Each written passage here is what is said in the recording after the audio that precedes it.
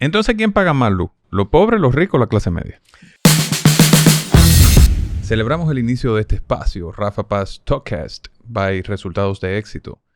Es una apuesta por la conversación, el debate de calidad en la República Dominicana sobre los temas importantes. No se trata solo de colocar quejas ciudadanas y posiciones, vamos a decir, altisonantes. La democracia dominicana requiere calidad, requiere profundidad, requiere que los temas se diseccionen para construir propuestas e ideas que tiendan a su solución. Muchos dominicanos desde hace tiempo están pidiendo del sistema político, de las instituciones, respuestas. Y este espacio se convierte en una plataforma que busca aportar un granito de arena en ese propósito de lograr consensos, de construir visiones, de generar ideas y de transformar la realidad de la República Dominicana para que alcancemos nuestro máximo potencial y tengamos verdaderamente resultados de éxito. Hoy iniciamos con un tema sumamente importante. Si hay algo que hemos escuchado los dominicanos desde que nacimos, posiblemente todas las generaciones que viven en la actualidad, ha sido la palabra apagones. El tema eléctrico en la República Dominicana, el sistema eléctrico nacional, constituye una piedra angular del desarrollo, pero también un gran dolor de cabeza para todos nosotros. Hoy he querido, en esta primera entrega, invitar a dos especialistas, a dos personas con gran conocimiento y que nos van a ayudar a entender mejor qué está pasando en la actualidad en el sistema eléctrico nacional. Tenemos a Juan Gómez y tenemos a Bernardo Castellanos, dos personas con gran peso en el sector, a quienes le quiero dar la bienvenida. Bienvenidos. Muchísimas gracias por la invitación y encantado de estar aquí con ustedes. Bien, para mí igualmente es un placer compartir en este espacio contigo, Rafael, y con Juan.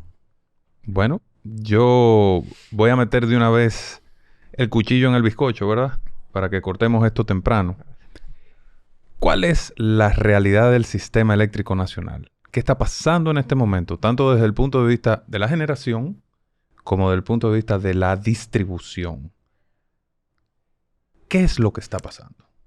El sistema eléctrico nacional hoy día es el producto de lo que ha estado ocurriendo con las actuales autoridades, con unos niveles de improvisación y de falta de planificación que pocas veces lo hemos visto. Entonces, ¿qué ha producido esto? Deficiencias, pérdidas elevadísimas, una gestión muy cuestionable, apagones y como colofón, tarifas eléctricas altas. Entonces, eso lo tenemos porque creemos que esta actual gestión del gabinete eléctrico no ha hecho su tarea. Creo que iban para un lado y se han perdido en el camino. Entonces, no sé el criterio de Bernardo, si quizás tenga una mejor apreciación de cómo nosotros vemos el sistema hoy día. Pero quizás a mí me gustaría, antes de entrar a ese plano actual, ¿verdad? Y quizás yo soy el culpable porque puse la pregunta muy genérica. ¿Cómo llegamos donde estamos ahora? O sea, la generación en la República Dominicana. Bueno, fíjate, el problema eléctrico es un problema que se arrastra de muchos años y hay evidentemente unas deficiencias acumuladas del pasado, pero en lo relativo a la generación, ahora mismo todavía no tenemos problemas de capacidad instalada. Pero a partir más o menos del principio de julio de este año, es evidente cuando uno chequea los datos del organismo coordinador en una aplicación que ellos tienen disponible en Android, y entonces ahí uno recibe información y te das cuenta que han estado administrando la demanda, la oferta. ¿En qué sentido?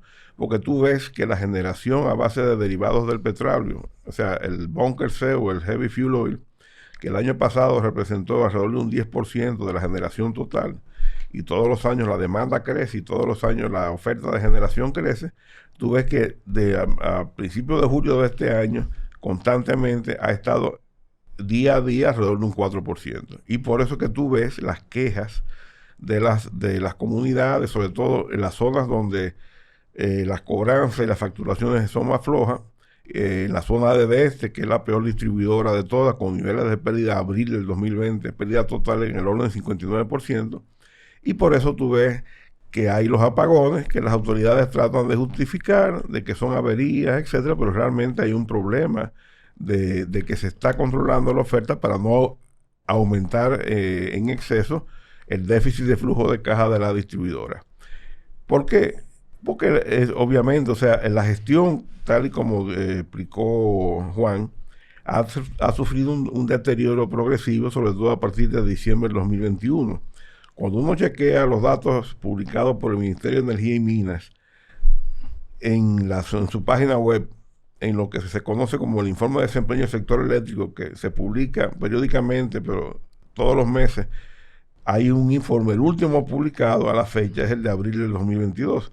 Entonces, cuando tú comparas, por ejemplo, que en diciembre del 2022 las pérdidas totales, que no es más que cuánta energía yo compro a los generadores en términos económicos, cuánta energía yo cobro, y esas pérdidas uno las deduce de lo que se llama el CRI, el Cash Recovery Index, que es un indicador que se comenzó a utilizar en el sector eléctrico a partir del 2005-2006, por una imposición de los organismos multilaterales como el Fondo Monetario Internacional, el Banco Mundial, el BID, a través de los financiamientos que otorgaban, porque ese es el indicador que te da la visión completa de la eficiencia de gestión de la distribuidora. Porque no solamente te mide pérdidas de energía en términos de gigavatio hora, o sea, cuántos gigavatios hora yo compro, cuántos gigavatios hora yo facturo. Pero eso es una parte de la cadena. Porque yo tengo que entonces cerrar la cadena cuánto yo cobro y todo eso en términos monetarios, porque al final, perdón, lo importante es la parte monetaria.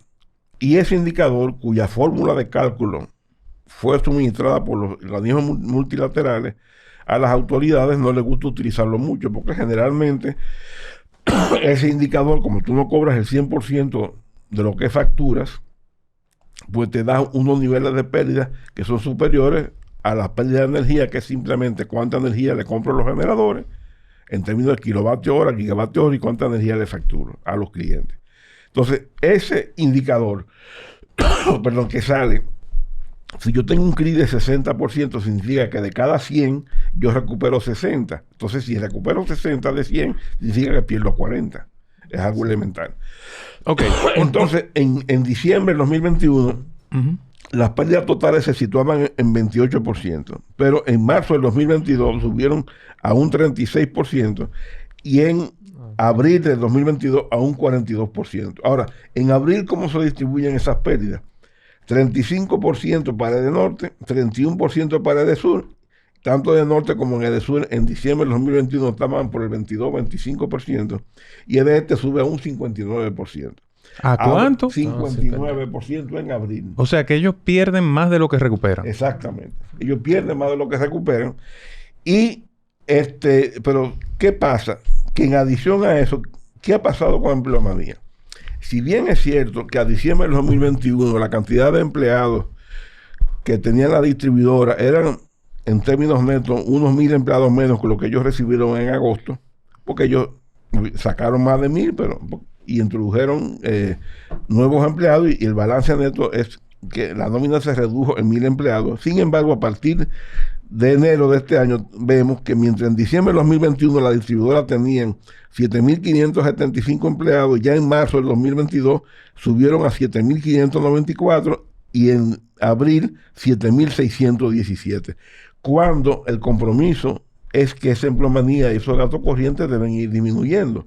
Porque según un estudio de tarifa técnica que se hizo en el 2011 inicialmente y luego se actualizó en el 2016 de la empresa chilena INECON, las distribuidoras con 1,800 empleados se manejan de manera eficiente. Entonces, cuando tú tienes 7,617, tú tienes más de 4 veces lo que la distribuidora requiere para operar. Entonces, eso es de los elementos que están contribuyendo al incremento de los déficits de la distribuidora. Por un lado, se te aumentan las pérdidas, por otro lado, se te aumenta el gasto corriente, y en consecuencia es pretender tratar, y además de eso, súmale a eso, que las inversiones que hay que hacer para reducir las pérdidas en proyectos específicos de reducción de pérdidas han caído de unos 160 millones de dólares, 170 millones de dólares en el 2020, año de la pandemia, donde Posiblemente la programación por la pandemia, el país se cerró en marzo, se ejecutó cerca de 170 millones, pero en el 2021 fueron 120 millones. Y este año vamos para 120 millones. Y el PRM en su programa de gobierno se comprometió y ofertó que por lo menos iban a invertir cada año 10 mil millones de pesos, que estamos hablando alrededor de 160, 170 millones de dólares. Entonces, esa combinación de altas pérdidas, alto gasto corriente, baja inversión en proyectos de reducción de pérdidas, inclusive hay un problema en la operación del día a día de la distribuidora, porque... Pero espérate, Bernardo, dame un segundo, porque ustedes se me fueron muy adelante. Yo quería diseccionar este sapito, ¿verdad? Que se llama el Sistema Eléctrico Nacional en dos partes. Primero la parte de generación, luego la parte de distribución. Correcto. En la parte de generación, lo que yo interpreto, y estamos hablando para gente que no son especialistas, por eso voy a tratar de traducir un poco, es que tenemos capacidad instalada suficiente para suplir la energía que demanda la República Dominicana. Es así. Es así. Tenemos capacidad instalada. Correcto, Es así. correcto. Lo que no tenemos es ¿Qué una no tenemos? demanda de reserva para si una de las centrales importantes del sistema, uno o dos se combinaran y salieran a la vez, ahí sí viene el tema de que tengo los apagones, porque no tengo cómo responder. O sea, no tengo una energía fría de reserva. Eso era lo que el presidente se refería de que el país no había hecho la inversión para tener una generación de reserva fría, Pero ¿de ¿verdad? cuál presidente tú estás hablando? Estoy hablando del presidente actual. pero sí. tienen 2 años ellos y no han hecho. Pero espérate, Ok. espérate, Juan. Suave.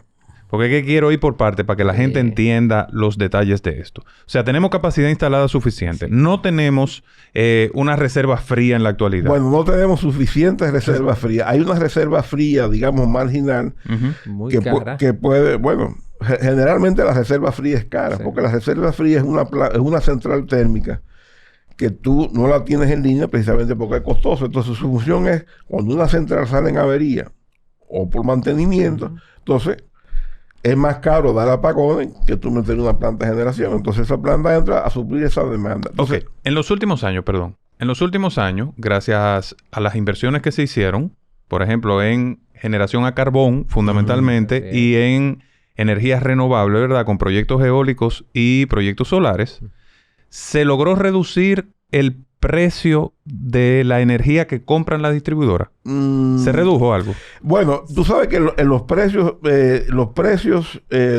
fluctúan en función de cómo varía en los mercados internacionales los precios de los commodities, sea carbón, petróleo y gas natural. Ujú. Obviamente, el gran paso de avance que se hizo es que nosotros hoy día tenemos una matriz muy diversificada en términos a fuentes de generación térmica, porque cuando la capitalización se hace en el año 99, Ujú. nosotros teníamos 90% derivado de petróleo, 10% hidroeléctrica, porque en esa época no había ni eólica ni solar. ¿Cuánto está ahora?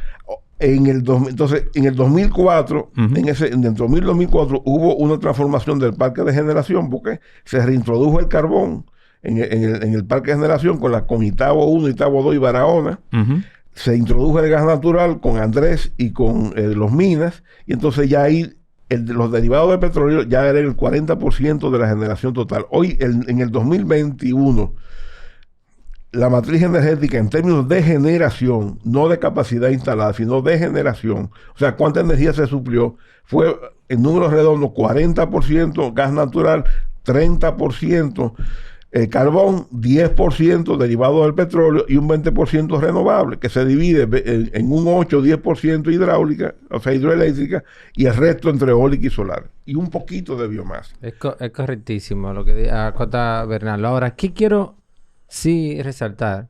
Sí bajó inicialmente el precio. Ujú. Ahora, ¿qué ocurre? Nadie preveía que, por ejemplo, el carbón tomara unos niveles de precio que ha tomado ni el propio gas natural.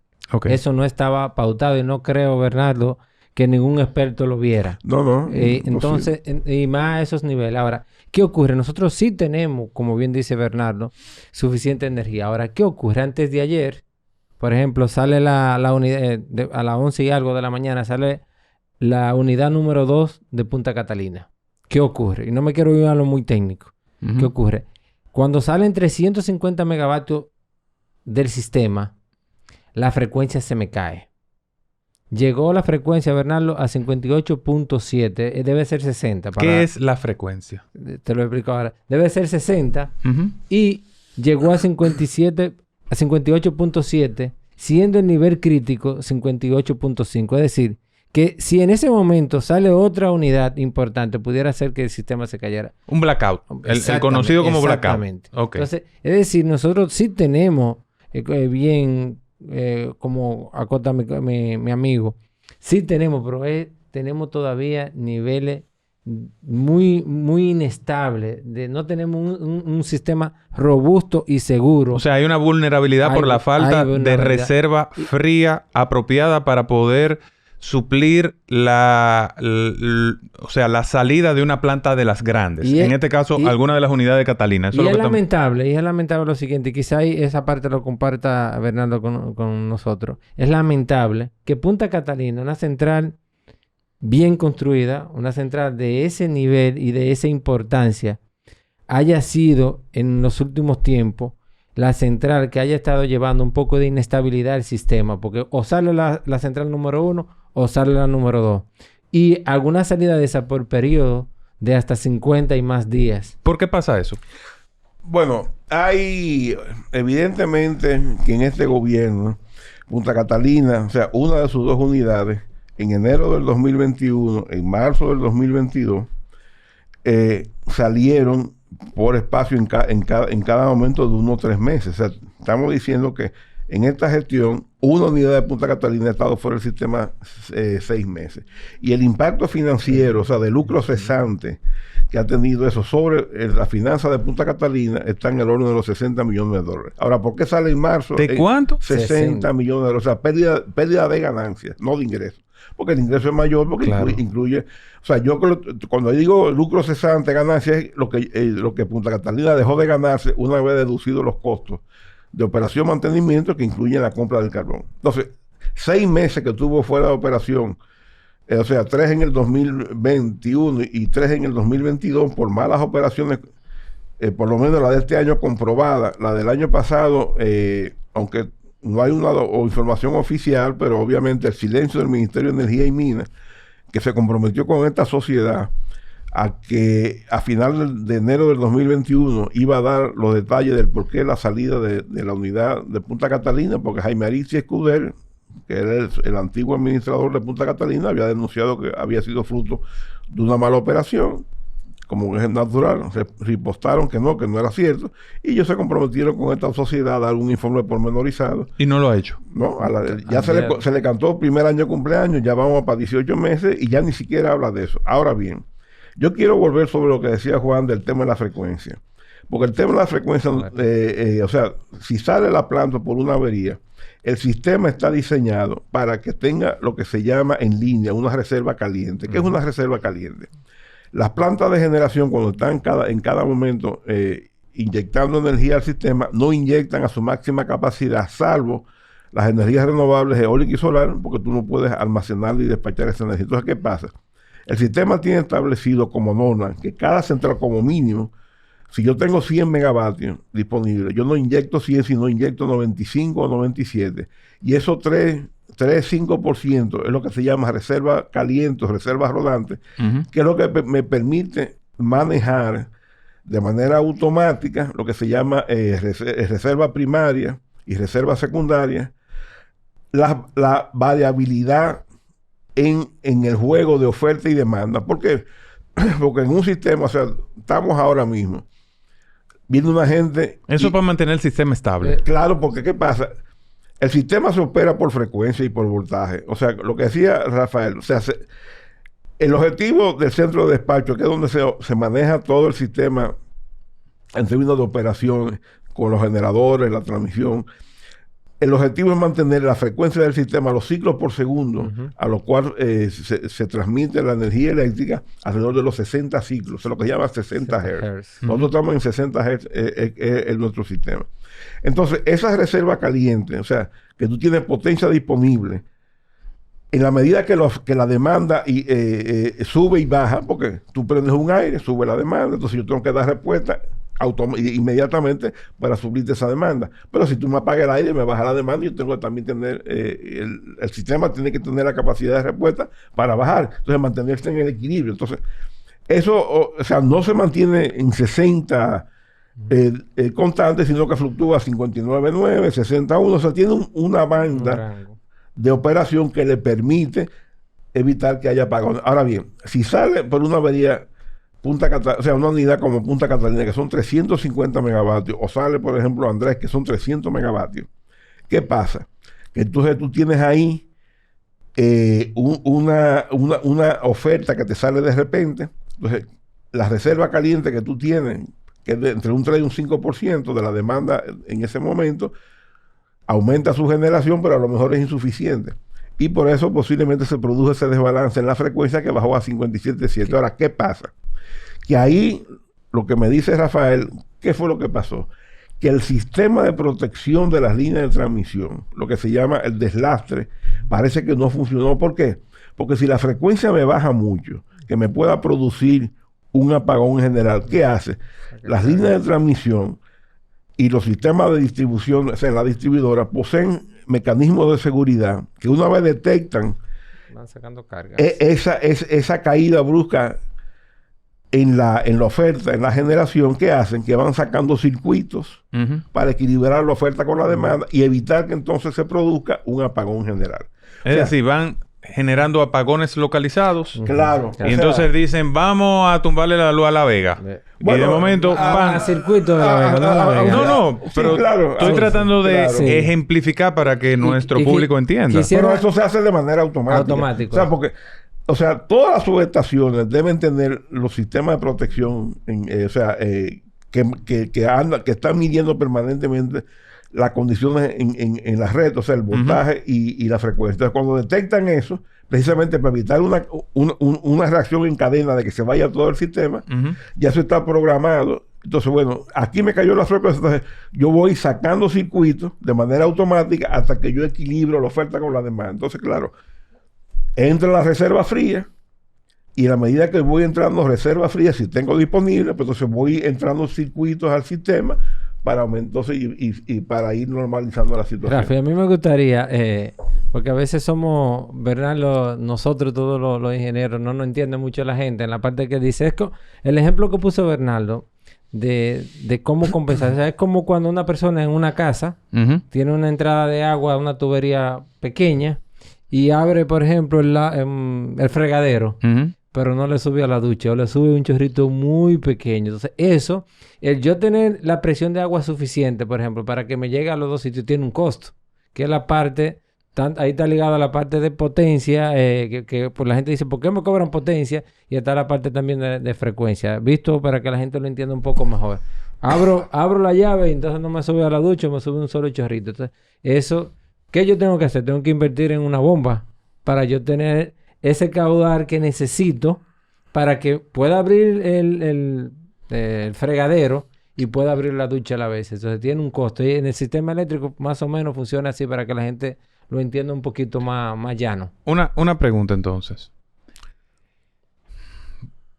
Viendo este escenario, tú me dijiste ahorita, Bernardo, cuánto ha dejado de percibir como rentabilidad, como ganancia Punta Catalina con la salida de sus unidades, ¿verdad? En lo que va de año. En un año. En un año. O sea, enero del 2021 y marzo del 2022. De marzo del 2022, ok.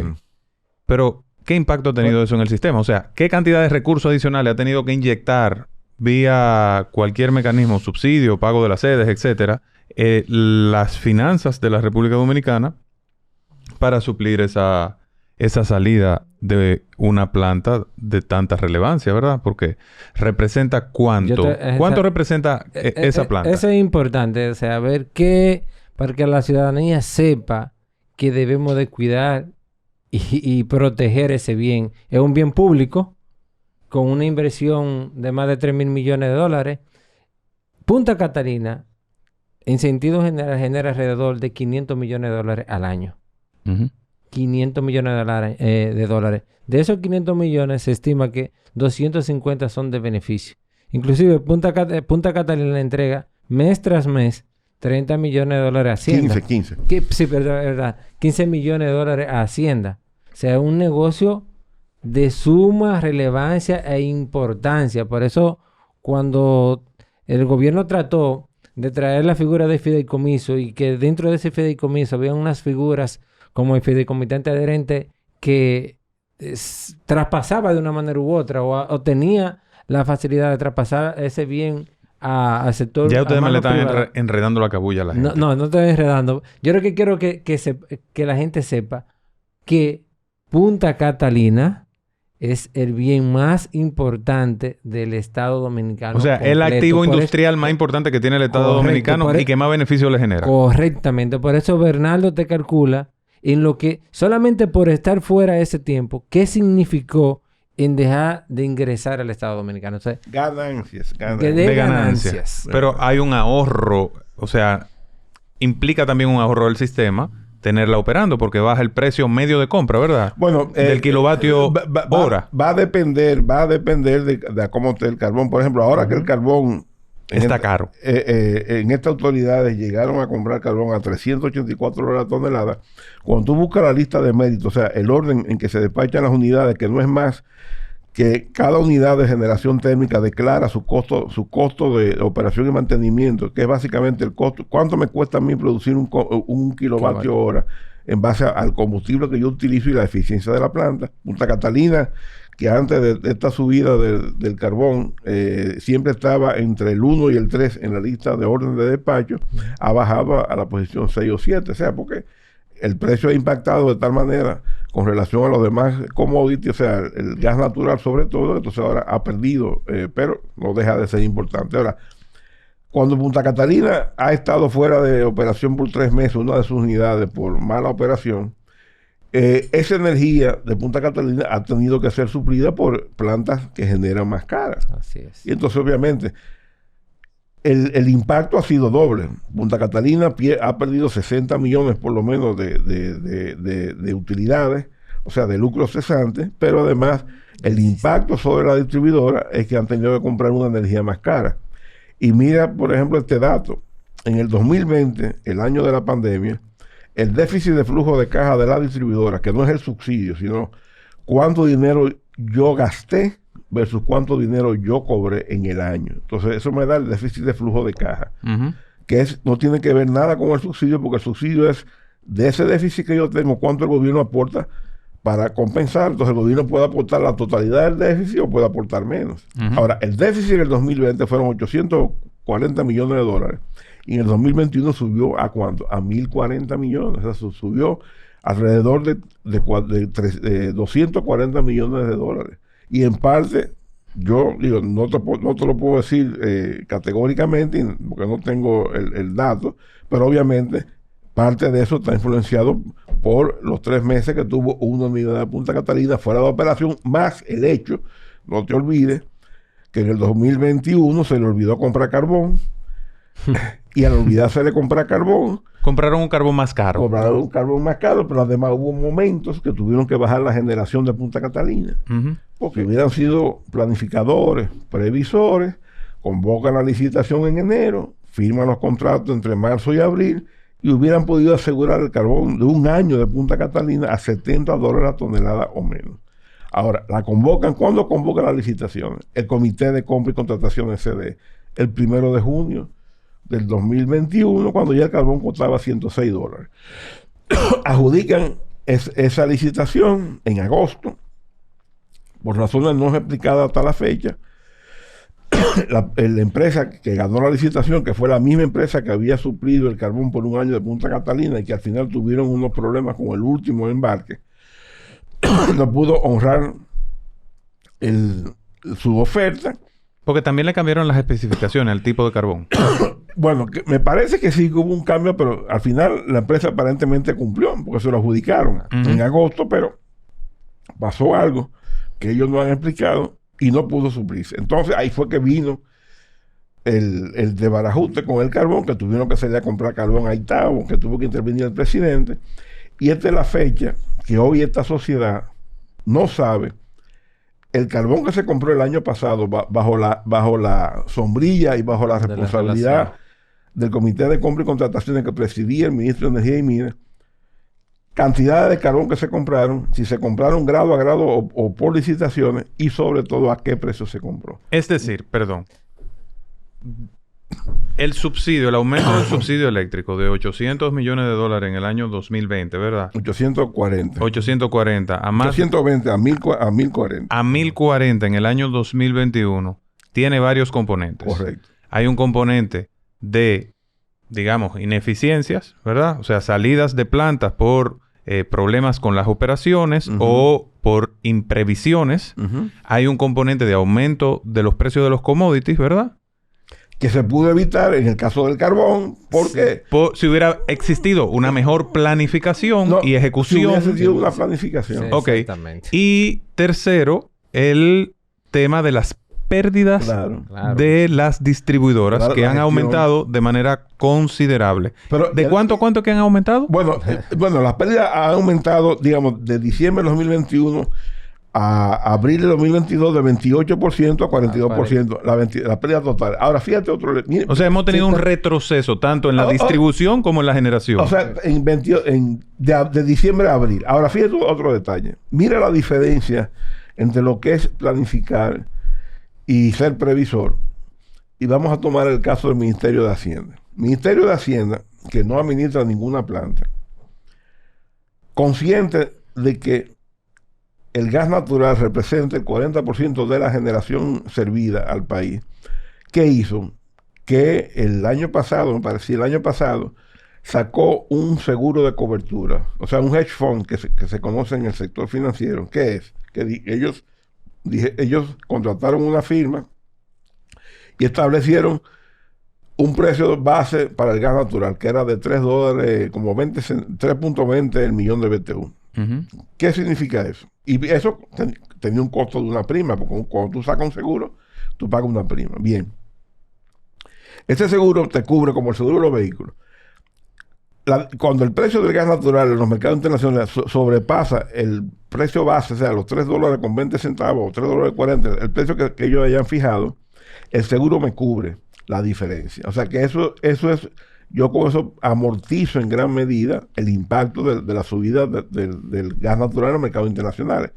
Para el primer año ellos sacaron que le cubría, me parece, un 80% de la subida, y este año creo que está en un 70, un 60. Ahora bien, ¿qué ha significado eso para el país? Que fruto de ese seguro, de esa previsión, de esa planificación, esta salsa del gas natural que ha llegado a cotizarse a $8 por millón de BTU, ¿qué pasa? Que cuando pasó de 3.20 o 3.40, la diferencia la cubre el seguro. Y entonces, vía ese seguro, el país ha recibido entre el año pasado y este año alrededor de 60, 70, 80 millones de dólares de compensación, que ha permitido entonces a las finanzas públicas amortiguar en cierta medida el impacto de la subida del gas natural en los precios de la electricidad. O sea, esa fue una buena decisión. Claro, se planificó. Ahora, la gente se preguntará, ¿por qué no lo hicieron con el carbón? Bueno, porque se supone que el carbón, la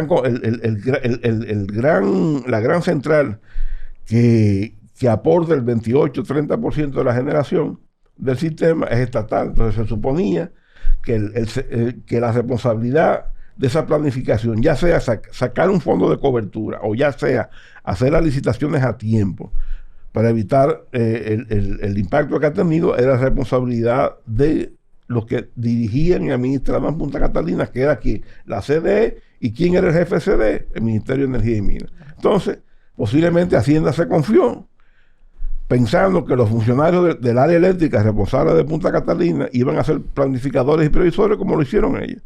No sucedió así. ¿Y quién paga los platos rotos? La sociedad. Okay. Me gustaría volver un poquitito detrás para ponerle número a la casa, como dicen normalmente. Tú preguntabas el impacto de Punta Catalina. ¿Tú recuerdas que yo te dije que antes de ayer a las 11 de la mañana Punta Catalina sale del sistema? Como bien dice Bernardo, tengo que entrar a centrales más cara. Mira, antes de salir en ese momento Punta Catalina, el costo marginal del megavatio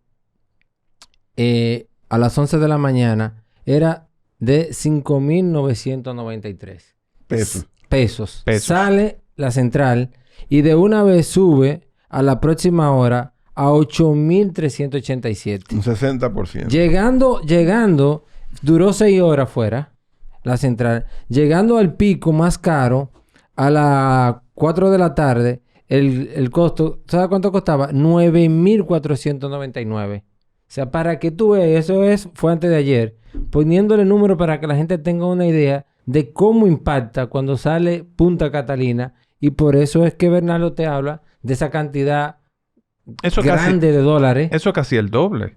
O sea, eso es casi el doble. Claro. Y estos son datos del organismo coordinador. O sea, no es que nos lo inventemos ni Bernardo ni nosotros. O sea, esta es información, como dice Bernardo, disponible en la web.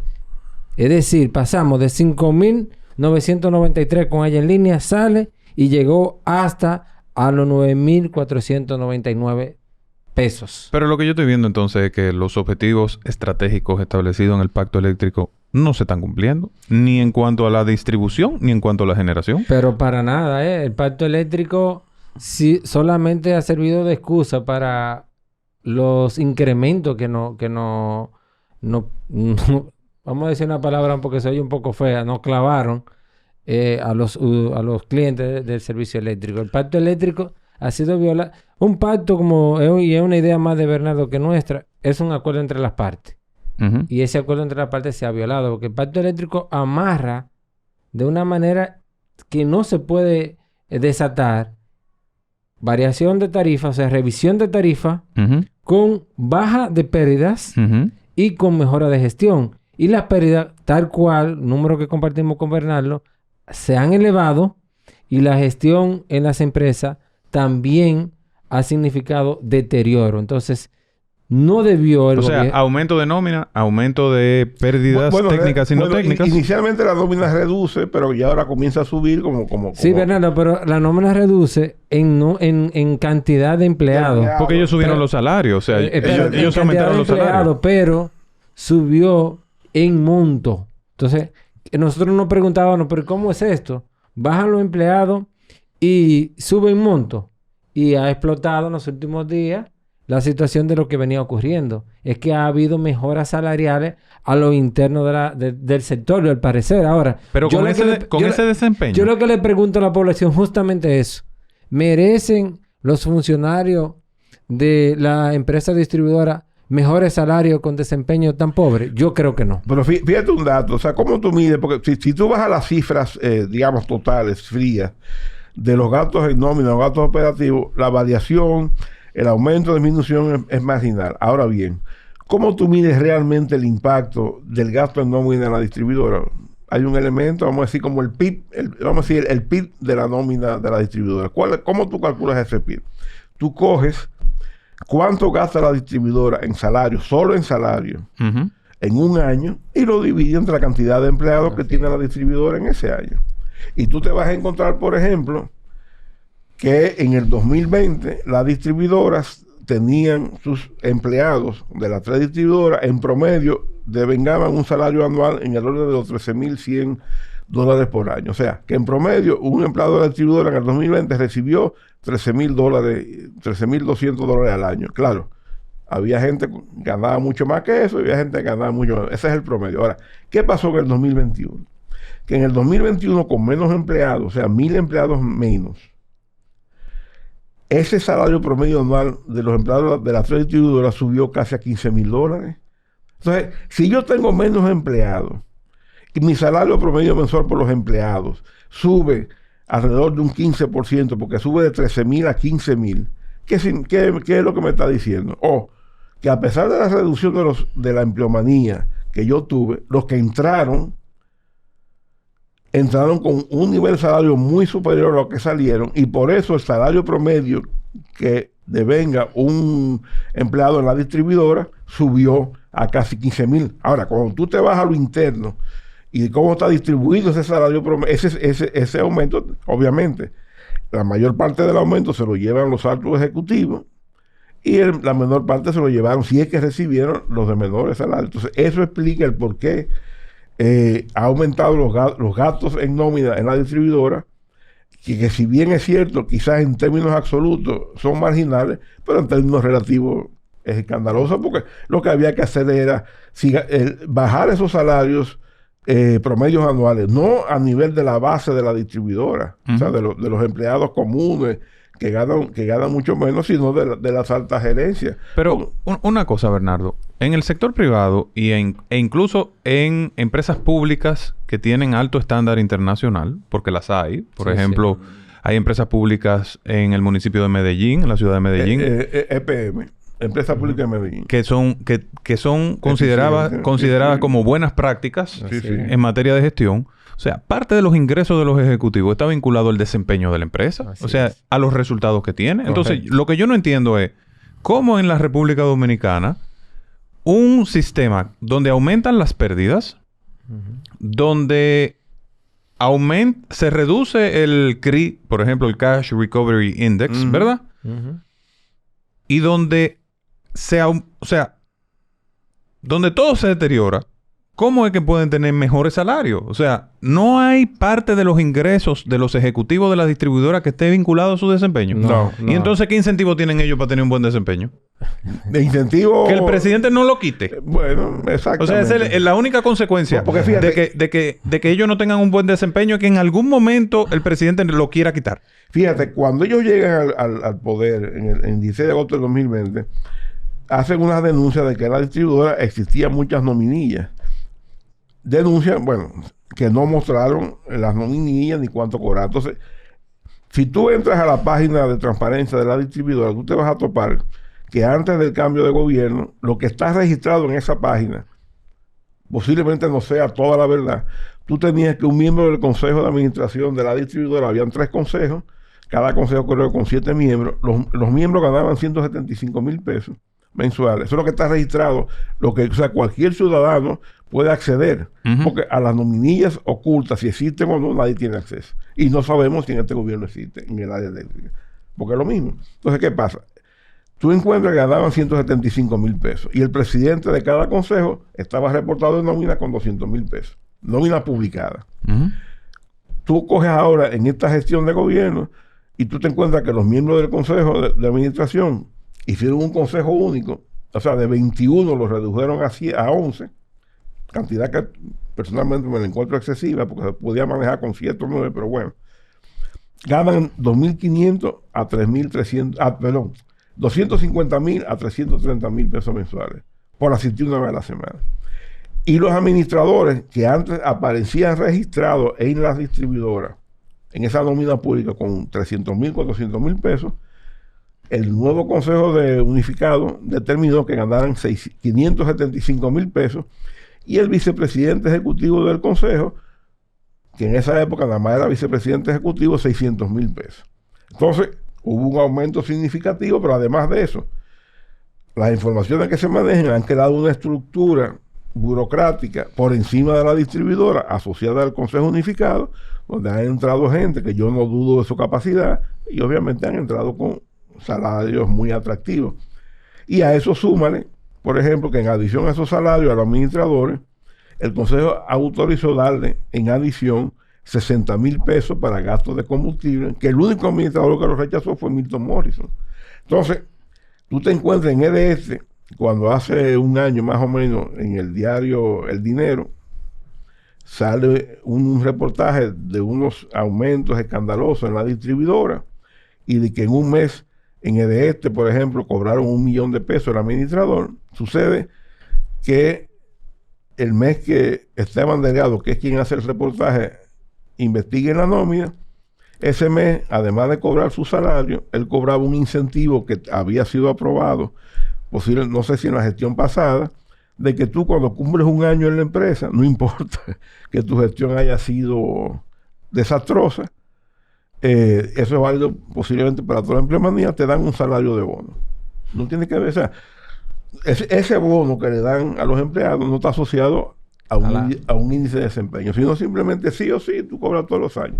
Entonces, obviamente, tú tienes que la gestión a la distribuidora ha ido de mal en peor, porque ni siquiera han podido ser capaces de comprar contadores, los cables, los herrajes para la operación del día a día de la distribuidora, porque día a día se dañan contadores, se queman contadores, hay nuevos contadores que instalar porque hay el crecimiento inmobiliario del país. ¿Ya no se habla de telemedición? O sea, Sí, hay telemedición. hay telemedición. Hay telemedición. Ahí. Lo que no se ha seguido expandiendo por lo mismo que dice Bernardo, porque acabar con... Bajar las pérdidas no es un discurso. Ujú. Bajar la pérdida conlleva mucha inversión. Claro. Y esa fue una de las estrategias. Inclusive tú mencionabas Medellín. Estrategia que muchas veces, muchos de los que nos tocó ser actores en un momento dado, íbamos y visitábamos esas buenas prácticas y tratábamos de traer. Entonces, hay que ver que ha faltado gerencia en todas las áreas. Y planificación. Y planificación. Y otra cosa, Bernardo y Rafa. Ha sido tal la falta de planificación que las reversas que se han puesto en diversas medidas en el sector eléctrico es para uno caerse para atrás. Cosa que ellos deciden que después echan para atrás. Te lo voy a mencionar. Dale. Te lo voy a mencionar. Mira. Picadito ahí, dale. Pam, pam, pam, pam. Primero. Se abrió una licitación en la pasada gestión para hacer una licitación de la contratación de la operación y mantenimiento de Punta Catalina. Selló para atrás. Espérate. Se abre la licitación. En esa licitación se agota la primera parte y 43 empresas con experiencia en operación y mantenimiento de este tipo de centrales de carbón ofertan. Cuando llega el gobierno... No, esa licitación fue en este gobierno. La dirigía César Sánchez. No. Después, esta fue una en la anterior, a finales de la anterior. De esa yo no la sabía. Sí, esto fue el 31 de marzo de 2021. Entonces... pero es 2021 la gestión de este gobierno. Sí, es cierto, es cierto. Entonces, pero después no. El 6 de octubre de 2020 se emite un decreto, ese sí, en que en su artículo número 2, el decreto 536-20, en donde se designa a César Sánchez para que cree toda una estructura para licitar la operación y mantenimiento de Punta Catalina. Esa fue la que posteriormente se convocó, entonces en el 2021. Entonces, ahora, luego, ¿qué ocurre? Aparece la genialidad de los fideicomisos. Uh-huh. Y se presenta el fideicomiso que causó todo el revuelo a nivel nacional y el gobierno, no sé dónde vive, en la parte de trabajo no sé dónde vive César Sánchez ahora. Yo sé que César Sánchez había conformado una oficina con un grupo de técnicos para hacer su trabajo, pero ahora yo creo que en esa oficina debe de quedar él solo y porque está designado por decreto. En otro momento, el 21 de octubre, pecadito tú me dijiste, el 21 de octubre del 2021, nuestro flamante director de presupuesto, señor Presbó, anuncia que van a privatizar las empresas hidroeléctricas del país. Se armó un tremendo escándalo por el tema de que los recursos hídricos son demasiado estratégicos para una nación y la generación eléctrica no está en la lista de la parte primaria del uso de una central, que ahí ven los expertos en la parte hidroeléctrica, en el uso de los recursos hídricos que le debamos de dar. Sabemos ahí para una brechita que tenemos la parte de consumo humano, tenemos la parte de regar las plantaciones para la alimentación, tenemos generación eléctrica y también hay otro colateral que es control de venida para en situaciones donde cuando hay grandes lluvias. Entonces, se echa para atrás eso. Ahora, tengo otra echada para atrás. Se anuncia el amigo, no lo conozco, Simon Freud, en un almuerzo que tuvo el 26 de noviembre del 21 en Listín Diario, anuncia que mediante el modelo de alianza pública-privada iban a pasar la empresa distribuidora. Vuelve y se arma una situación nacional, se echa para atrás. Y la última que tenemos, que yo sé que tú lo has dejado inteligentemente ahí debajo de las mangas, el tema de lo que se hizo con la tarifa eléctrica en el último tramo de la última alza. Que no sé si tú quieres que ese tema lo ampliemos. No, ahora vamos a hablar, ya terminado todo el tema de análisis de la generación y la distribución, ahora tenemos que hablar de la tarifa eléctrica. Sí, pero antes de pasar a eso, yo quiero poner en evidencia ante los escuchas de este podcast datos ocurridos que ratifican y confirman las improvisaciones de la gente que asumió el control del sector eléctrico a partir del 16 de agosto del 2020. Acércate un poco al micrófono. En diciembre, el 16 de diciembre del 2020 sale una noticia en los medios bajo el título de que las sedes adquirieron medidores que declaraban como chatarra para seguir comprándole al cuñado de Danilo. En el cuerpo de esa noticia aparece la siguiente declaración de Andrés Astacio, que en esa época era solamente el vicepresidente ejecutivo del Consejo Unificado de la Distribuidora. Y dice, Astacio explicó que al asumir el cargo, léase, el 16 de agosto del 2020, los gerentes reportaron que no habían medidores disponibles. Óigase bien, el 16 de agosto ya ellos sabían que no habían contadores disponibles en la distribuidora. Es una declaración de Astacio. Que era vicepresidente ejecutivo. En esa época era el vicepresidente ejecutivo del Consejo Unificado. ¿Y ahora qué es? Ahora él es el secretario del Consejo Unificado y además administrador de este. Oh. Pero en un momento él fue vicepresidente ejecutivo del Consejo Unificado y administrador de este. Él administra la empresa que más altas pérdidas tiene. Sí, la peor de todas. Él la heredó en malas condiciones, pero en su gestión se ha empeorado aún más. Porque la cosa hay que decirla como son. Ahora bien, ¿qué pasa? Si tú el 16 de agosto llegas a la distribuidora y tú descubres, como aquí confiesa Astacio, porque no lo estoy diciendo yo, es Astacio que lo dice según esta nota periodística.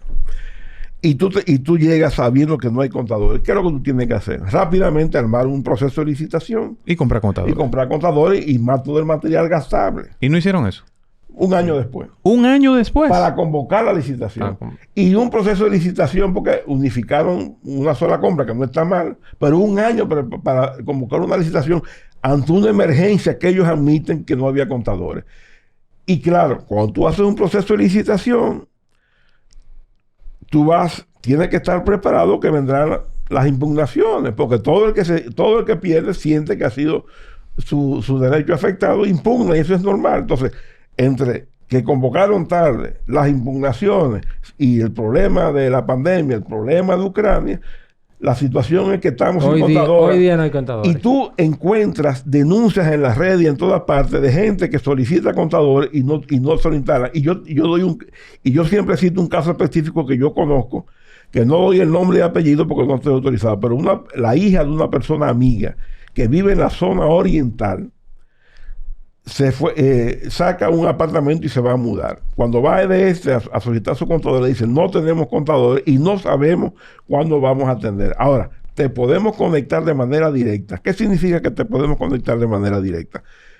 Que yo te suministro energía, te cobro una tarifa fija, no importa lo que tú consumas. Ahora, el cableado que se necesita para yo hacerte esa conexión directa, tampoco yo lo tengo aquí en el este. Tú tienes que comprarlo y yo te lo instalo. Entonces esa persona desesperada, tuvo que gastar 8,000 pesos para los cables y conectarla directa. Entonces, ¿qué está pasando? Que si tú en tu casa tú tienes tu contador y se te quema, no hay contador, entonces tú pasas de ser de un cliente medido que tú pagas en función al consumo que te miden, a ser un cliente que pagas una tarifa fija sin medición, no importa lo que tú consumas, y por eso explica en gran medida el por qué las pérdidas han aumentado. Ok. Cerramos el tema de las pérdidas en la distribución. Vamos al tema de la tarifa eléctrica. Se supone que el pacto eléctrico establecía un cronograma o dos cronogramas. Un cronograma de reducción de pérdidas y un cronograma de aumento de la tarifa eléctrica. No, 3 cronogramas. Reducción de pérdidas, reducción de gastos corrientes y la tarifa eléctrica. Ok. Entonces, hay 2 de esos que no se han cumplido. Claro. O sea, no se ha cumplido con el cronograma de reducción de gasto corriente, ni se ha cumplido con el cronograma de reducción de pérdidas. Peor, el de pérdidas ha aumentado. Ha aumentado. Sí, entonces, con el que sí se estaba cumpliendo era con el de aumento de la tarifa eléctrica. Expliquen, ¿qué fue lo que pasó? ¿Por qué cuesta tan cara? O sea, ¿por qué la gente de un momento a otro está pagando el doble de la tarifa? Mira, es real y efectivamente. ¿Y qué fue lo que anunció el presidente que no se iba a hacer? Sí. Y que él no dijo que sí se iba a mantener haciendo. Muy bien. Entonces, mira, real y efectivamente lo que el gobierno y este equipo del gabinete eléctrico hizo fue irse por lo más fácil. No han cargado a los que pagamos la tarifa más cara. Y no es que la tarifa más cara, es que en 8 meses subieron la tarifa en 4 ocasiones. De noviembre hasta junio nos clavaron 4 alzas. Entonces, ¿qué ocurre? A la gente se le puso, o se nos ha puesto, impagable a como nos estaba llegando la factura. ¿Por qué? Porque las alzas no era como ellos anunciaron. Ellos anunciaron la primera alza, recuerdo que dijeron que era de 1.5% el incremento. Luego escuché al flamante administrador, gerente general de Norte, diciendo que la tarifa iba a subir 9 pesos, 12 pesos, 16 pesos. Pero cuando vemos los impactos reales de esas alzas en las tarifas, dependiendo del renglón de consumo, porque es bueno que la población conozca que está dividida la factura en renglones diferentes en función de la cantidad de kilovatios que consumo, y ese renglón determina mi precio. Pero te voy a mencionar aquí el renglón donde más del 70% de todos los clientes de la distribuidora está, que es el renglón que consume hasta 200 kilovatios hora. ¿Qué ocurrió con ese renglón? Ocurrió lo siguiente, que antes de la primera alza de noviembre pagaba, para que la gente, poniéndole número y lo entienda un poquito mejor, pagaba 1,025 pesos por esos 200 kilovatios hora que consumía. Cuando se le registra la primera alza, sube y paga 1,070 pesos. Lo encontramos cómodo, ¿no? ¿Verdad que sí? Ahora, luego la otra sube a 1,251 y posterior la tercera a 1,338. Y si se hubiese aplicado esta, la que se dejó sin efecto, estaría pagando ese cliente 1,443 pesos. Eso significa que ese renglón subió en un 40.79%. Ahora, ¿qué ocurre? Yo estuve en el regulador. Cuando tú vas a trabajar el tema de tarifa, tú tienes que pensar en todos los factores que influyen, tratando de que el usuario, el cliente, no lo sienta tan profundamente. Entonces, este equipo ha elevado la tarifa y eso ha coincidido en la época de mayor calor del país. La superintendencia emite una resolución diciendo que a las personas que ya se le había pagado, porque ya había empezado el mes a correr, y es bueno que la población sepa que se emiten facturas todos los días. ¿Cuántas alzas era que se iban a producir? 20 alzas. Pero era el electrocutano en los bolsillos. Era trimestralmente por 5 años, 20 alzas. Entonces, oye lo siguiente. Emite una resolución a la superintendencia en donde dice que se le va a devolver el alza a la gente, pero no se le ha explicado a la gente qué es lo que se te va a devolver. No es que se te van a devolver las 4 alzas anteriores, es de esta última alza dejada sin efecto a aquella persona que se le cobró o que no le dio tiempo a actualizar el sistema a la distribuidora para que no corra a lo que ya después del anuncio haya hecho, se van a hacer esos abonos. Ahora, ¿qué va a pasar con esas 3 alzas que ya teníamos nosotros que estar pagando? Y que muchos negocios, y te lo garantizo por testimonio fehaciente que he tenido de personas, recientemente en Moca, una persona que me dijo que iba a cerrar su colmado porque estaba pagando más de electricidad que lo que le costaba el alquiler para su negocio y que no lo podía solventar. Ahora, yo lo que me pregunto es, ¿qué va a pasar con todos nosotros que estamos pagando? A nosotros no nos han hecho una concesión dejando sin efecto la futura ni esta. Es las 3 alzas que tenemos, en donde la última, previa a la última alza, fue la que nos dio más fuerte. Ok. Ya lamentablemente el tiempo se nos ha agotado, pero de manera muy rápida, si yo le preguntara a cada uno, dame 3 medidas que hay que tomar en el sector eléctrico, Bernardo. 3. Tan. Número 1. Como se va a discutir el tema del pacto en el CES, básicamente la tarifa eléctrica, según anunció el ministro de Energía y Minas, teníamos que ya implementar en el sector eléctrico una tarifa técnica. ¿Qué significa una tarifa técnica? Que se calcula en base a una empresa eficiente, no a una empresa ineficiente, y eso va a bajar los costos, porque ahora mismo lo que se está implementando es una tarifa de transición que duplica el margen de intermediación de la distribuidora con relación a una distribuidora eficiente. Tarifa técnica. Número 2. Ahora se van a mantener, hasta ahora se han mantenido las 3 alzas que han ocurrido en el sector de la tarifa a partir de noviembre hasta junio, porque la de julio, esa ya se revirtió. Pero ¿qué pasa? Que a junio del 2021, ya el aumento en la tarifa para el segmento que menos tiene y menos puede, que son los consumidores de 200 kilos o menos al mes, que es el 75% de la clientela distribuidora, eso ha sido castigado con un incremento solamente por tarifa acumulativo de noviembre a junio del 38 a 40%. Okay. Entonces, ¿qué sería lo justo? Que como el famoso cuento de la monja, decir, no, somos todas o ninguna. Entonces, si ya la población tiene clavado los que menos pueden y menos tienen con un incremento del 38%, 40% en su tarifa eléctrica, entonces que de aquí a diciembre el gobierno en la distribuidora reduzca los gastos en un 40%.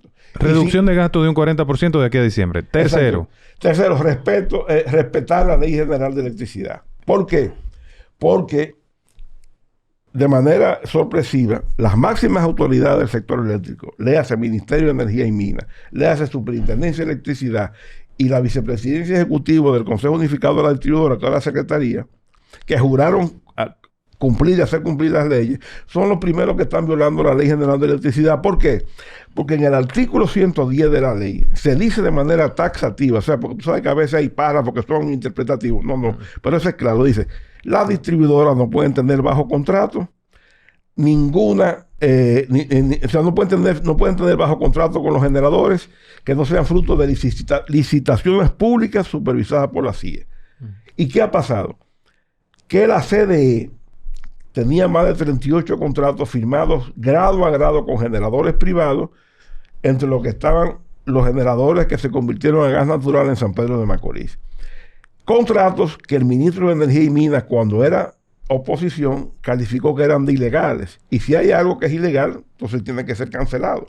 Entonces, él asume el poder, el control absoluto del sector eléctrico, porque desde el día 1 que él toma posesión, él es ministro de Energía y Minas, jefe de la CDE, jefe de Punta Catalina y jefe de la distribuidora, porque él era el presidente del Consejo Unificado de la Distribuidora. Entonces él tenía en su poder eliminar la ilegalidad que él había calificado de esos contratos. ¿Y qué hace? Que en vez de eliminar la ilegalidad, lo que hace es que realmente genera una ilegalidad. ¿Por qué? Porque traspasa con la anuencia de la Superintendencia de Electricidad, con el Superintendente de Electricidad y su consejo, que validó esa operación ilegal. Todos esos contratos que estaban en poder de la CDE con los generadores privados. Licitar los contratos, esa es la tercera medida. No, esos contratos tienen que volver a la CDE. Okay. Y si la CDE desaparece, como ellos la quieren eliminar, entonces ellos, esos contratos establecen, porque yo tengo copia de los contratos, que si la CDE desaparece por alguna razón, esos contratos son nulos.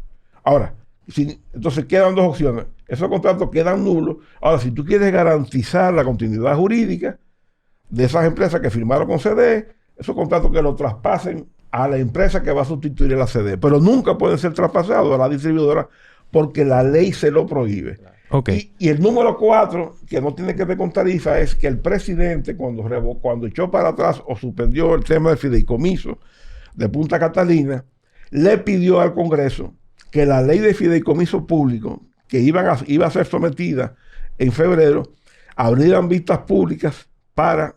Y se aprobara. Para que escucharan a la población antes de aprobarse. El Senado, que es donde se deposita el proyecto de ley, el presidente del Senado, Eduardo Estrella, se comprometió públicamente y frente a una delegación del Observatorio de Políticas Públicas de la UAS, presidido por Fernando Peña Segura, que lo visitó en la sede del Congreso, a que el Senado iba a convocar vistas públicas para oír las sugerencias que pudiera tener la población. En el Senado se aprobó sin vistas públicas. Okay. Y peor aún, entre la primera y la segunda lectura se cambió. Primera y segunda aprobación se aprobó se cambió un párrafo de la ley. Ahora, mi petición es que ahora que esté en la Cámara de Diputados, se hagan vista se pública. vaya al CES. O sea, así como se mandó la discusión Del fideicomiso de Punta Catalina. Y de fideicomiso al CES, que se mande la discusión de la ley de fideicomiso público al CES, para que la sociedad se exprese. Tus 3 medidas, Juan. Mis 3 medidas. La primera es, hay que trabajar el tema de las pérdidas eléctricas. Es imposible que ningún negocio, perdiendo los niveles que esté, puede ser una gente que esté vendiendo helado, que por la venta de su helado tenga pérdida por encima de un 30%, sin ver a que por encima de 50%, pueda echar hacia adelante. Entonces, esa es la primera. Reducción de pérdidas. Un programa serio de reducción de pérdidas que implica inversiones. Por eso implica un programa serio, porque implica un compromiso financiero importante para la distribuidora y que cargará el gobierno. 2. La segunda es, mira, nosotros nos hemos estado quejando de que no hay planificación. Y todo se ha venido dando paso para adelante, dando paso para atrás, improvisando. Entonces, este equipo, nosotros hacemos un llamado que tienen que sentarse y planificar y ver ya qué le queda a este equipo en estos 2 años. Planificar. Claro. Es que mira, en el sector eléctrico, todo necesita mucha planificación, porque toda decisión implica grandes inversiones intensivas en cualquier área que tú lo vayas a colocar. Entonces tú no puedes ir a improvisar como ha ocurrido en esta actual gestión de la empresa distribuidora. Y lo otro es, si no hay un cronograma de mejora de gestión en donde se bajen los costos operativos de la empresa, por eso siempre se van a ver tentados a subir la tarifa. Porque en la tarifa no estamos pagando solamente que la energía es cara.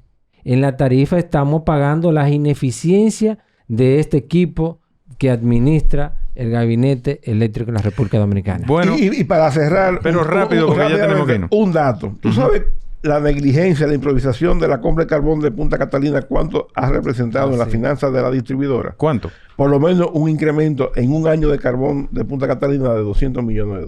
Dios mío, Dios mío. Bueno, hemos agotado una conversación sumamente interesante sobre un tema que incide directamente en la vida de todos los dominicanos.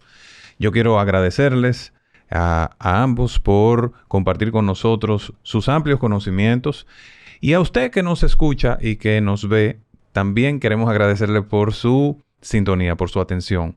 Estos son los temas que marcarán el presente y el futuro de la República Dominicana. Tenemos un compromiso con una democracia de calidad, con una democracia que informe al ciudadano, pero sobre todo con la construcción de propuestas y soluciones que resuelvan de manera real los problemas, para que tengamos como país resultados de éxito. Gracias por ser parte de esta primera entrega de Rafa Paz Talkcast, este espacio creado para la democracia dominicana. Buenas tardes, buenas noches, buenos días, dominicanas y dominicanos. Hasta luego.